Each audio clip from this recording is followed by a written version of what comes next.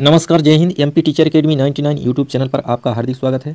दोस्तों, आइए आज एक टेस्ट लगाते हैं। सीटेट एग्ज़ाम से संबंधित या एसएसटी का होगा। तो आइए शुरू करते हैं। इसमें इतिहास, भूगोल, नागरिक शास्त्र, अर्थशास्त्र और शिक्षण शास्त्र के प्रश्न सम्मिलित किए गए हैं। तो चलिए शुरू करते हैं। तो देखिएगा दोस्तों, इसमें 60 क्वेश्चन सम्मिलित हैं जो फुल लेंथ का टेक्स्ट है। ठीक है, तो आइए शुरू करते हैं। फर्स्ट नंबर देखिएगा, किस हड़प्पाकालीन इमारत को सर जॉन मार्शल ने विश्व का एक अद्भुत निर्माण कहा है? इसमें ऑप्शन है बृहत स्नानागार, अन्नागार, सभा भवन, दुर्ग महल।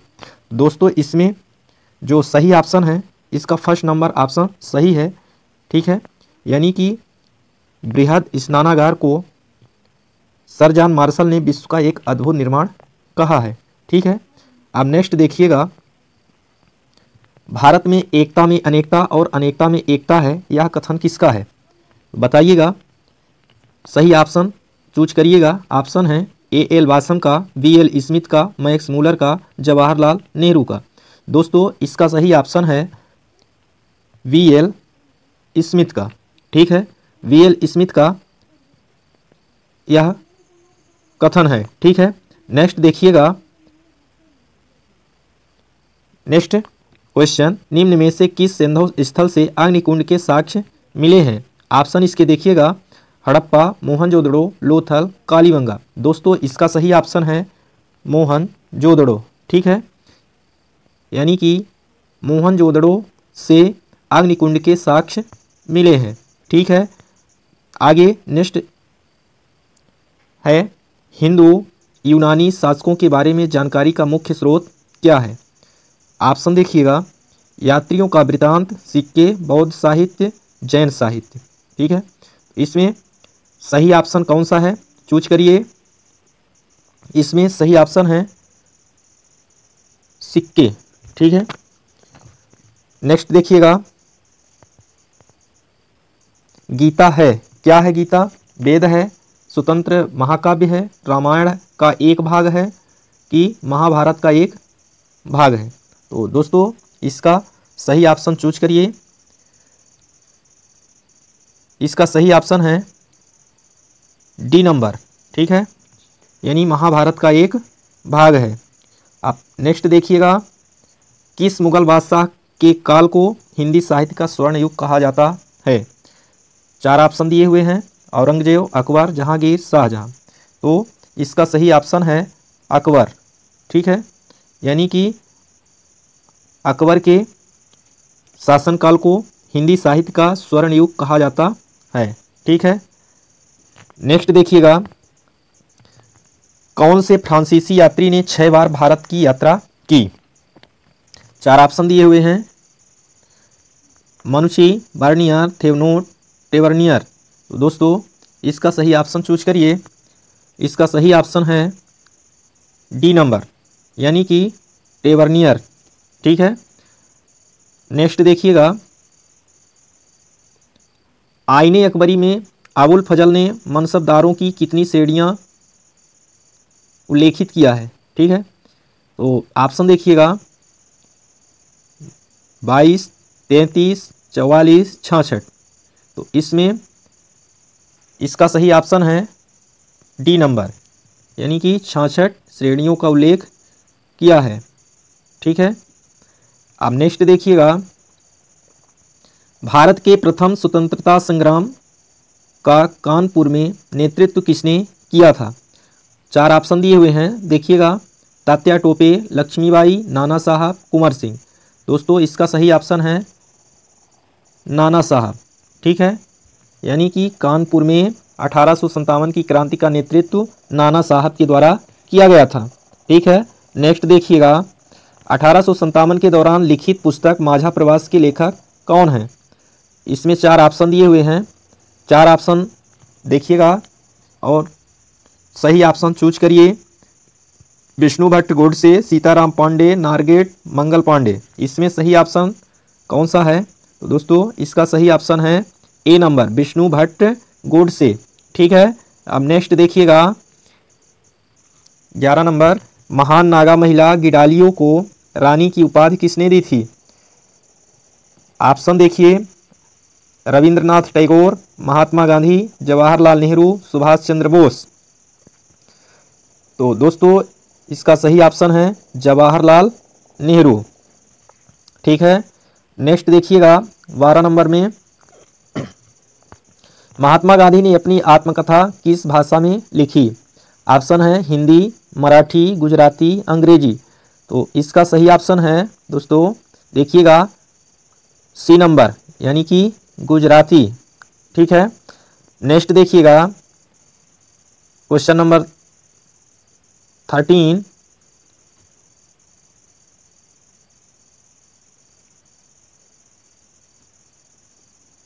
ब्रिटिश संसद ने किस वर्ष कानून पास कर ईस्ट इंडिया कंपनी के सारे अधिकार छीन लिए? तो देखिएगा दोस्तों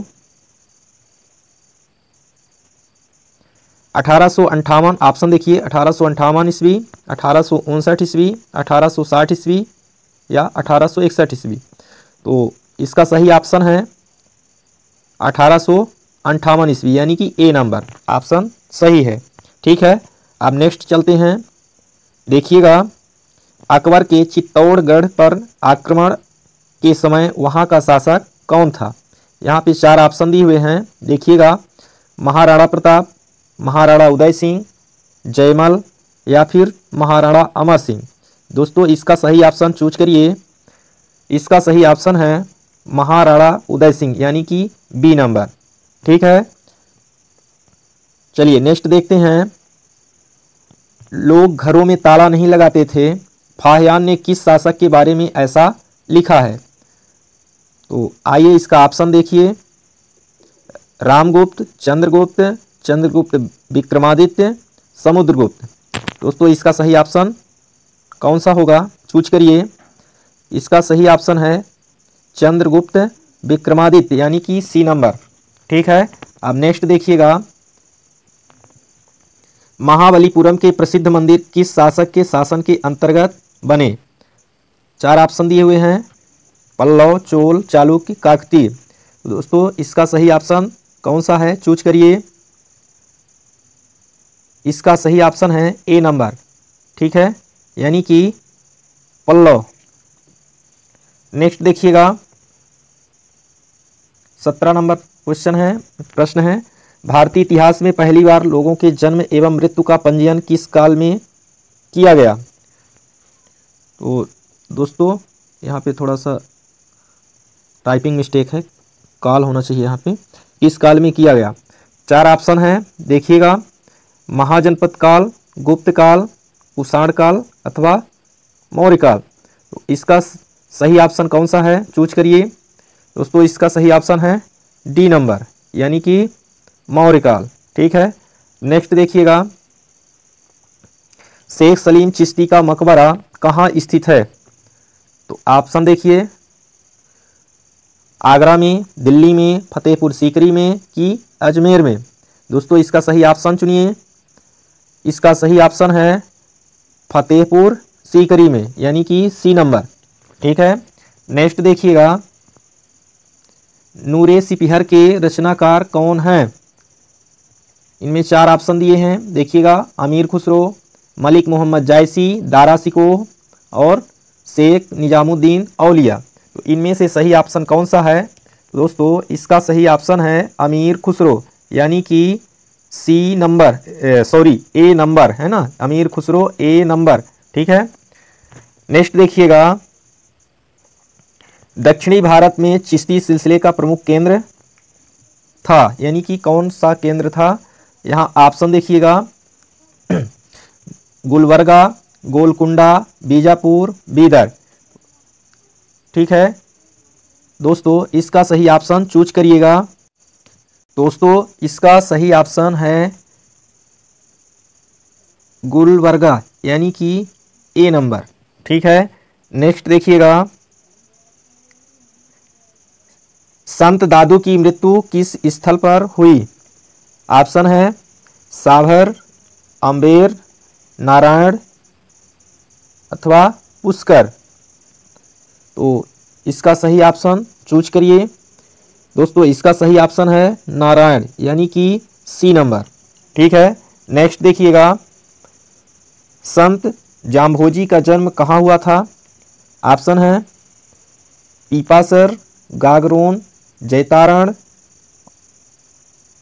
और नागौर। इनमें से कौन सा ऑप्शन सही है? दोस्तों इसमें सही ऑप्शन है पीपासर, यानी कि ए नंबर। ठीक है, नेक्स्ट चलते हैं।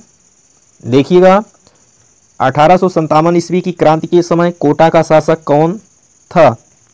ऑप्शन देखिएगा, महाराव राम सिंह प्रथम, महाराव राम सिंह द्वितीय, महाराव माधव सिंह प्रथम और महाराव उमेद सिंह प्रथम। ये ऑप्शन है, इनमें से सही ऑप्शन कौन सा है, चूज करिए।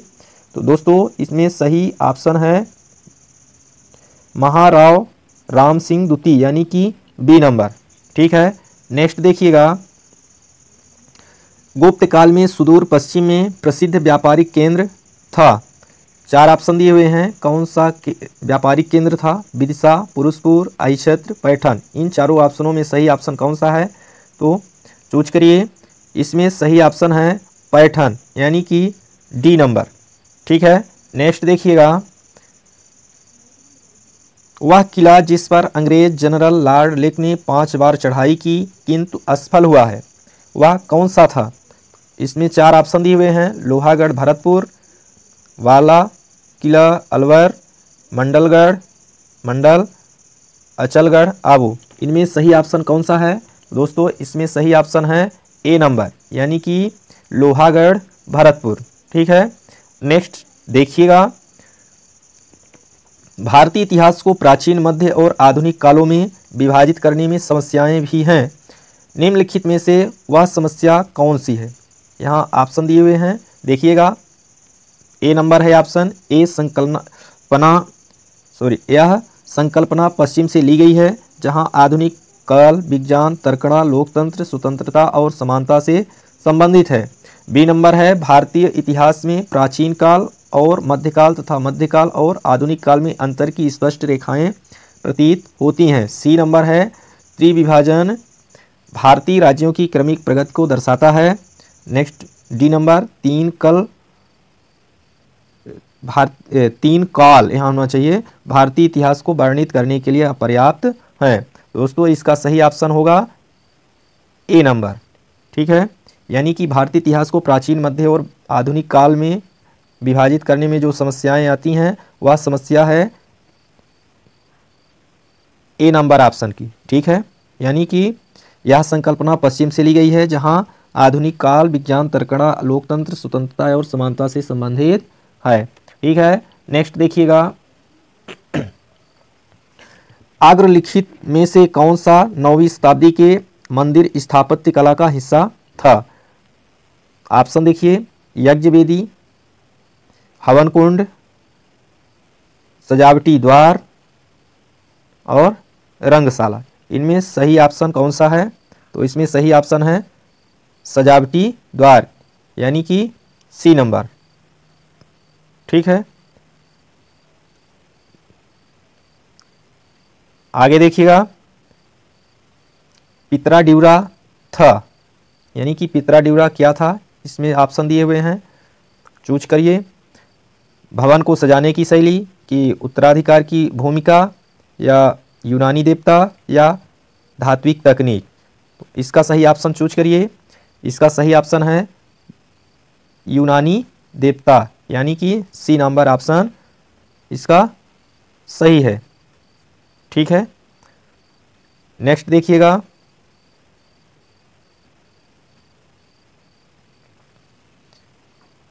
निम्नलिखित में से किस पर ब्रिटिश संसद द्वारा महाभियोग चलाया गया था? ऑप्शन है Charles Clive, Warren Hastings, TB Macaulay, Cornwallis. इसका सही ऑप्शन चूज करिए।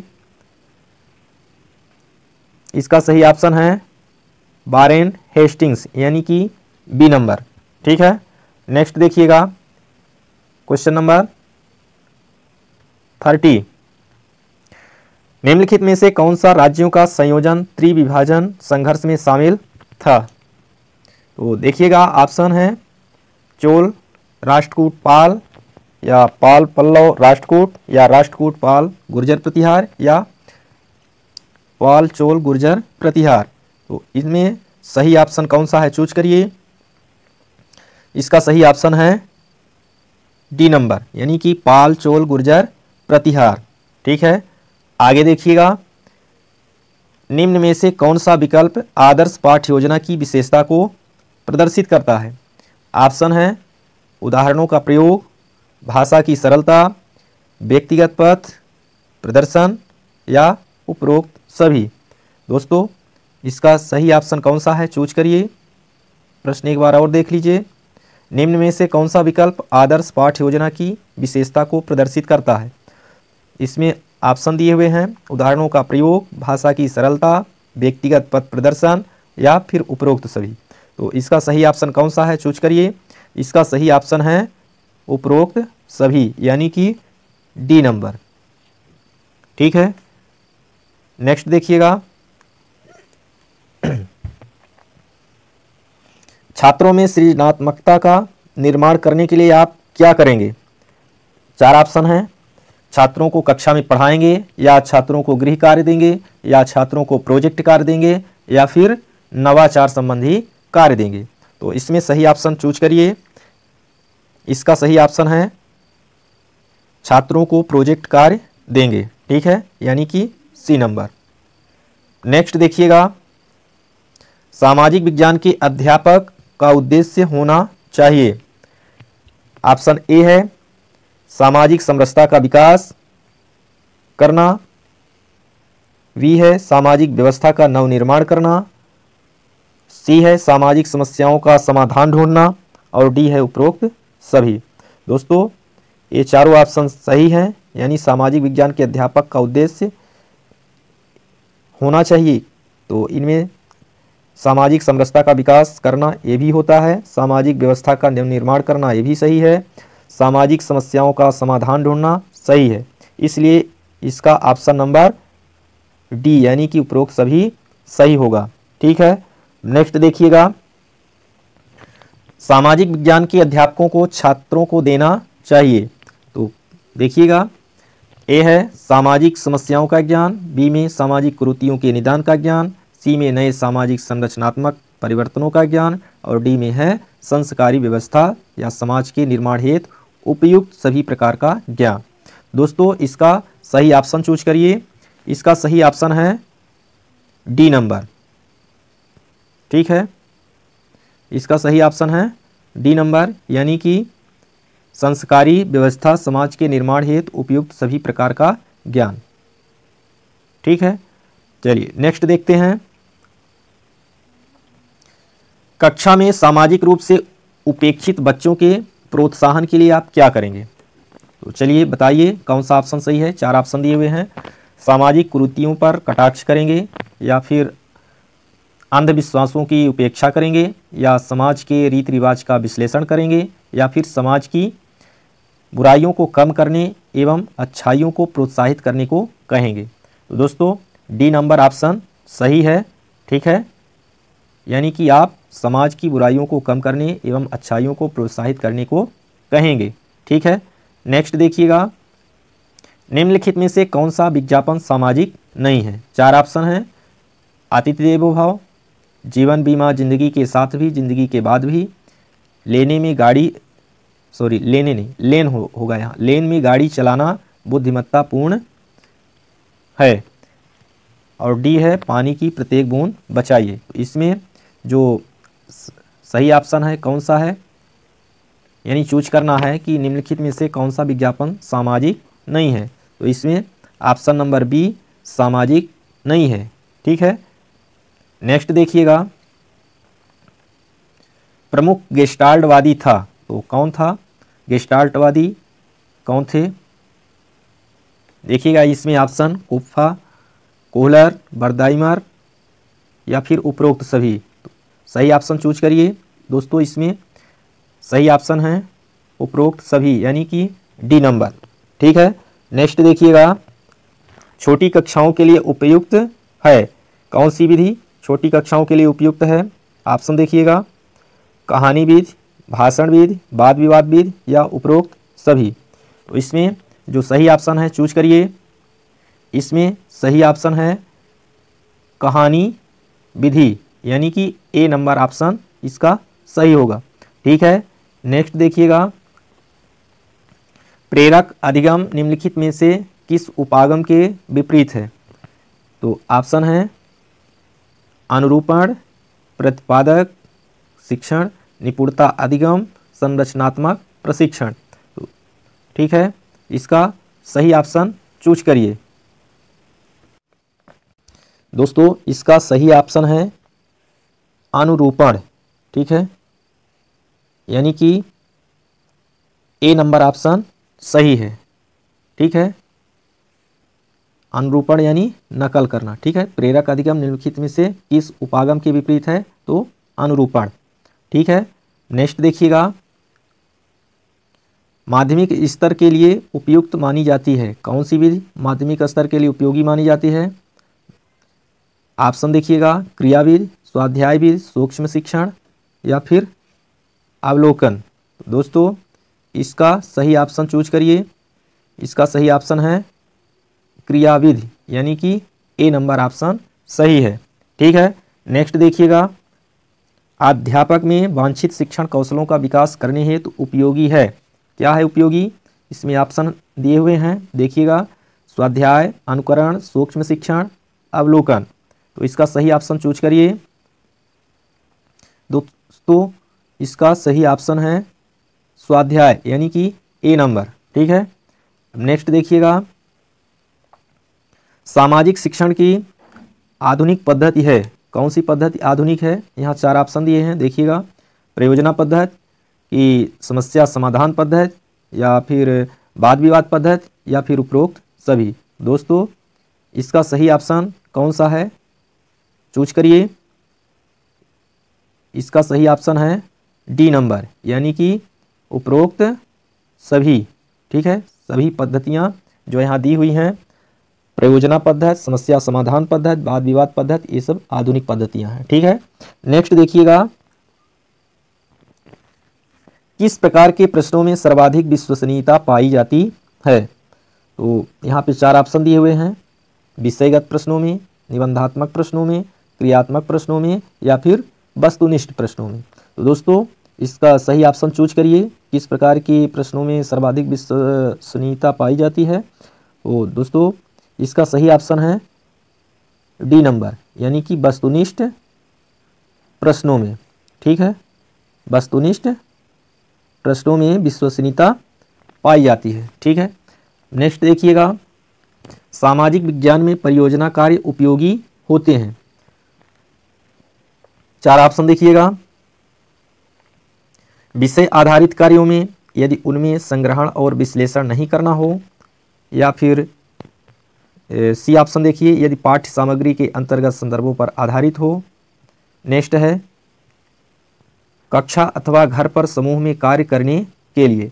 अब यहाँ पे ये थोड़ा बड़ा क्वेश्चन है, उपयुक्त विकल्पों में से कौन से 2 विकल्प सही है? तो दोस्तों इसमें दिया हुआ है बी और डी, या फिर ए और बी, या फिर ए और डी, या सी और डी। इसमें कौन सा ऑप्शन सही है? तो दोस्तों इसमें जो दिया है तो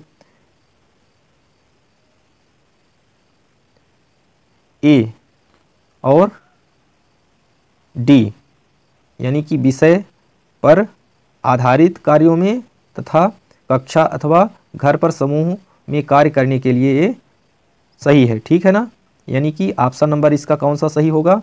देखिएगा, तीसरा। ठीक है, एक बार प्रश्न और पढ़ लीजिए, देखिएगा, सामाजिक विज्ञान में परियोजना कार्य उपयोगी होते हैं। किसके लिए उपयोगी होते हैं? तो ए नंबर है विषय आधारित कार्यों में, यह सही है, और डी नंबर है इसका कक्षा अथवा घर पर समूह में कार्य करने के लिए। ठीक है, तो इसलिए इसका ऑप्शन नंबर 3 सही है, ए और डी। ठीक है, अब नेक्स्ट देखिएगा, श्रव्य दृश्य सामग्री का प्रयोग शिक्षण को बनाता है। तो क्या बनाता है?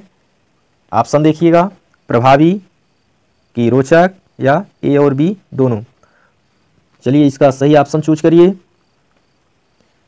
इसका सही ऑप्शन है ए और बी दोनों सही है, यानी कि सी नंबर ऑप्शन सही है।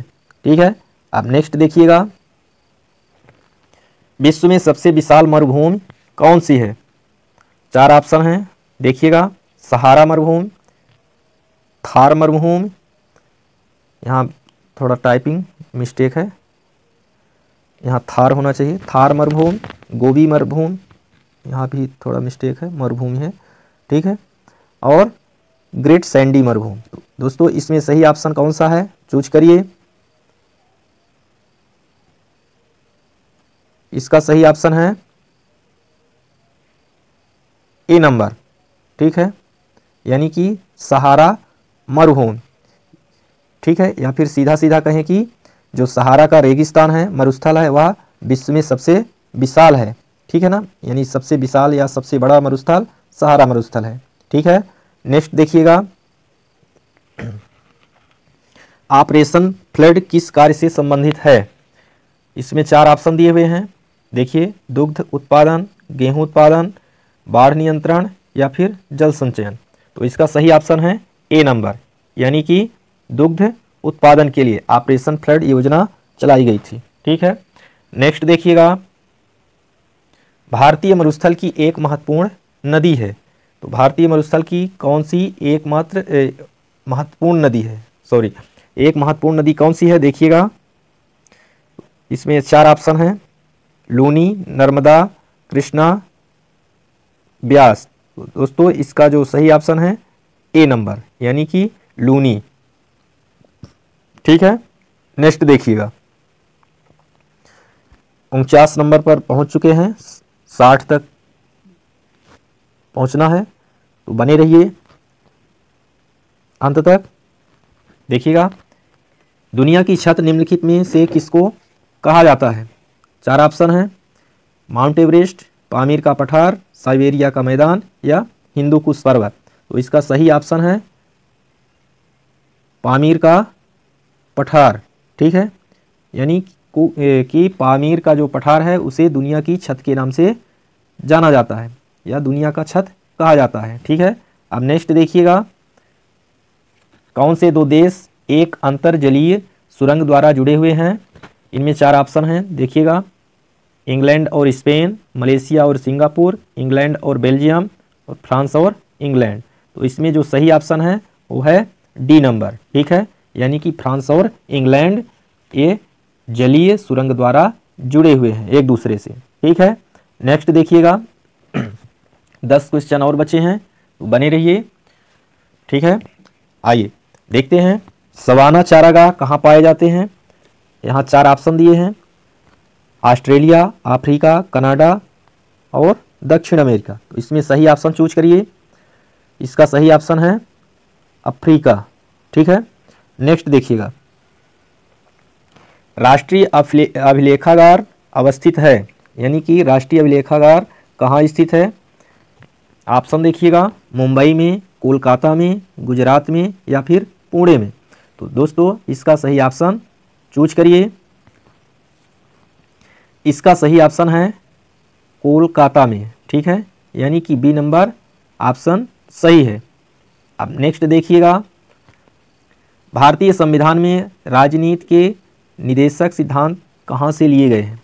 4 ऑप्शन हैं, देखिएगा, कनाडा, यूनाइटेड किंगडम, यूएसए या फिर आयरलैंड। तो इसका जो सही ऑप्शन है, तो दोस्तों इसका सही ऑप्शन है आयरलैंड। ठीक है, यानी कि डी नंबर। नेक्स्ट देखिएगा, निम्नलिखित में से किस स्थिति में बंदी प्रत्यक्षीकरण रीट जारी की जाती है?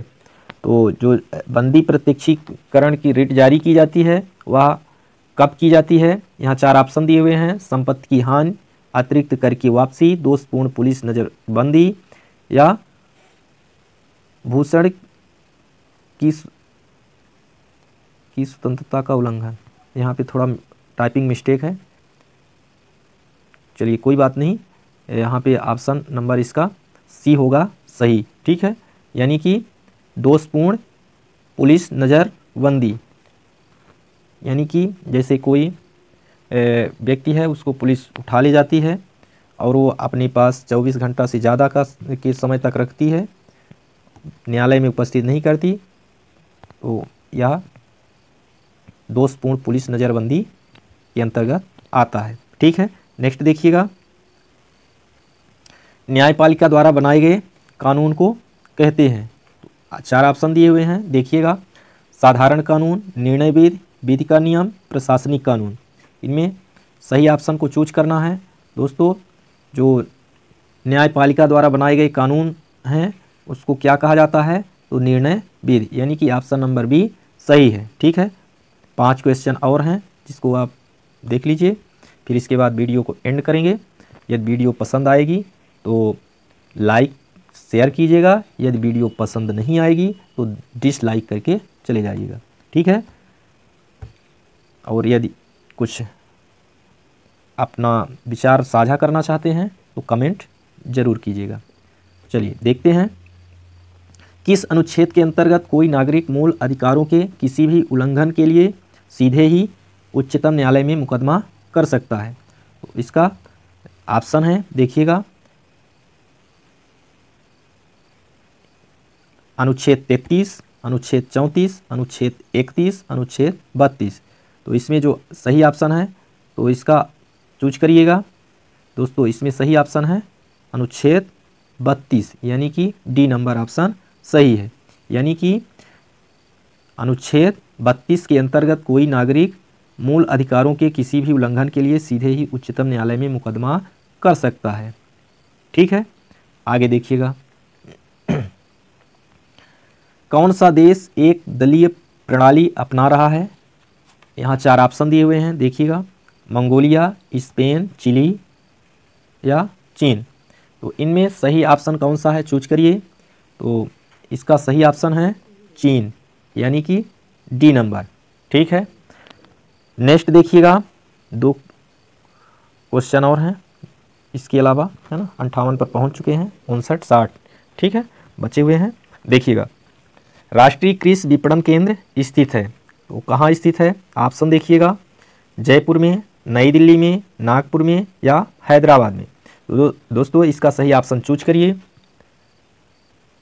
तो इसका सही ऑप्शन है जयपुर में। ठीक है, यानी कि जो राष्ट्रीय कृषि विपणन केंद्र स्थित है वो कहाँ है, तो जयपुर में स्थित है। ठीक है, यानी ऑप्शन नंबर ए सही है। ठीक है, नेक्स्ट देखिएगा, केवल 2 ही हैं। भारत में किस प्रकार की वाणिज्य बैंकिंग व्यवस्था है। तो यहाँ पे 4 ऑप्शन दिए हैं, मिश्रित बैंकिंग, एकल बैंकिंग, शाखा बैंकिंग, और यहाँ पे एक ऑप्शन और है, उपरोक्त में से कोई नहीं। तो इसमें सही ऑप्शन चूज करना है। तो दोस्तों, इसका सही ऑप्शन कौन सा होगा, चूज करिए। इसका सही ऑप्शन है मिश्रित बैंकिंग, यानी कि ए नंबर ऑप्शन सही है। भारत में मिश्रित बैंकिंग व्यवस्था को अपनाया गया है। ठीक है, नेक्स्ट देखिएगा, नेक्स्ट भी है और लास्ट भी है। ठीक है, देखिए, कराधान एक उपकरण है। ऑप्शन है मौद्रिक नीति का, राजकोषीय नीति का, कीमत नीति का या मजदूरी नीति का। तो दोस्तों, इसका सही ऑप्शन चूज करिए। इसका सही ऑप्शन है डी नंबर। ठीक है, यानी कि मजदूरी नीति का। ठीक है, 1 से 60 तक क्वेश्चन आपने अब देख लिए हैं। यदि कुछ सुझाव देना चाहते हैं तो कमेंट ज़रूर कीजिएगा। वीडियो अच्छी ना लगी होगी तो डिसलाइक ज़रूर करिएगा, और यदि अच्छी लगी होगी तो अपने मित्रों में शेयर करिए। और यदि चैनल को अभी तक सब्सक्राइब नहीं किए हैं तो प्लीज़ सब्सक्राइब करिए ऐसे ही वीडियो पाने के लिए। ठीक है, मिलेंगे नई वीडियो के साथ पुनः। तब तक अपना ख्याल रखिए। वीडियो को अंत तक देखने के लिए धन्यवाद।